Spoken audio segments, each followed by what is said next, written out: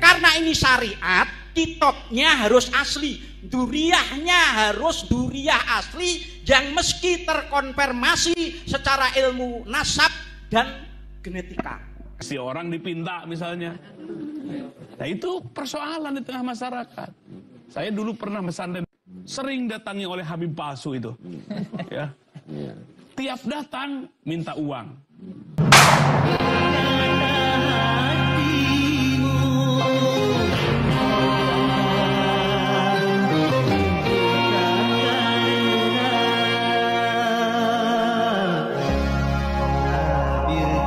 Kita bersyukur kepada Allah, ya. Jangan sampai diadu domba dah. Antara Habib dengan ulama dengan kiai. Tapi jangan sampai ada kata-kata satu orang Habib walaupun bodoh mengalahkan 70 ulama yang hebat yang bukan Habib. Nah ini sistem dari mana? Ini adalah ungkapan walaupun dari kitab bukan buku, bukan Quran, bukan hadis Nabi. Kalau bertolak belakang dan prinsip dan semangat Quran dan sunnah Nabi, wajib ditolak oleh kita.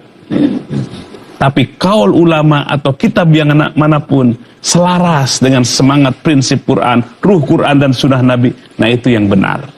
Ya, jadi ini supaya masyarakat kita lebih paham, lebih dewasa, jangan sampai kita di masyarakat kita ada sistem feodalisme dalam kehidupan ini.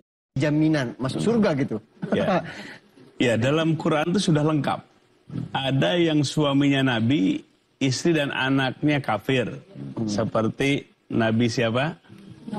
Nabi Nuh alaihissalam. Ada yang suaminya jahat.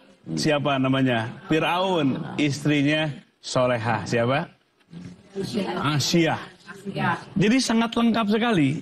Ya, dalam Islam itu sangat lengkap. Dalam Quran kisahnya lengkap. Artinya, memang yang namanya darah keturunan itu tidak ada yang menjamin. Tidak ada yang menjamin. Makanya kecintaan dalam Islam kepada keluarga jangan melanggar hukum gitu. Kita wajib mencintai keluarga kita, tapi proporsional. Bukan malah melanggar hukum.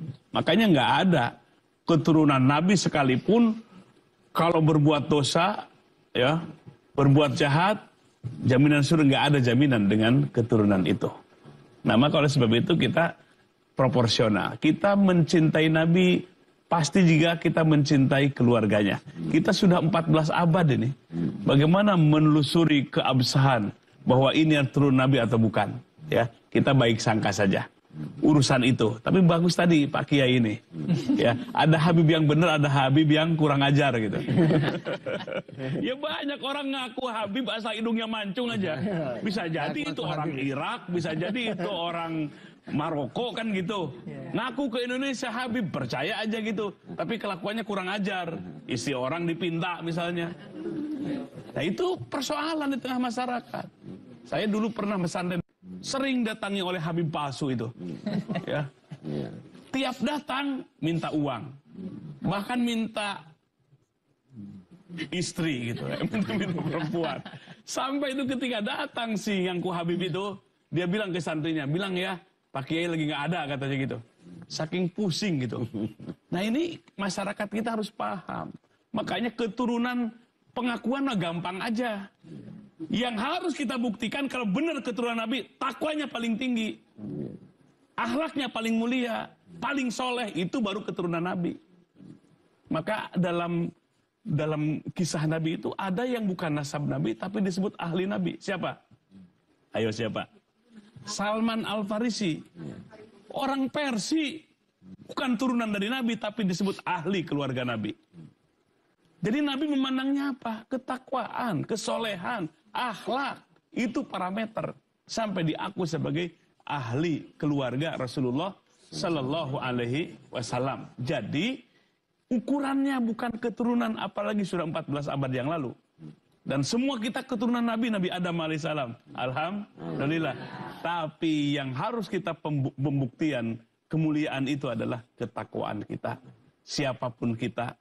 Ya, bahkan ada di zaman Nabi kan itu dari Habasah tukang adan Bilal bin Rabah. Hitam dari Habasah. Tapi Nabi begitu mencintainya. Begitu juga Bilal bin Rabah sangat mencintai Rasulullah SAW. Jadi benar-benar ini mengikis namanya feodalisme, kesukuan, kebangsaan, keketurunan.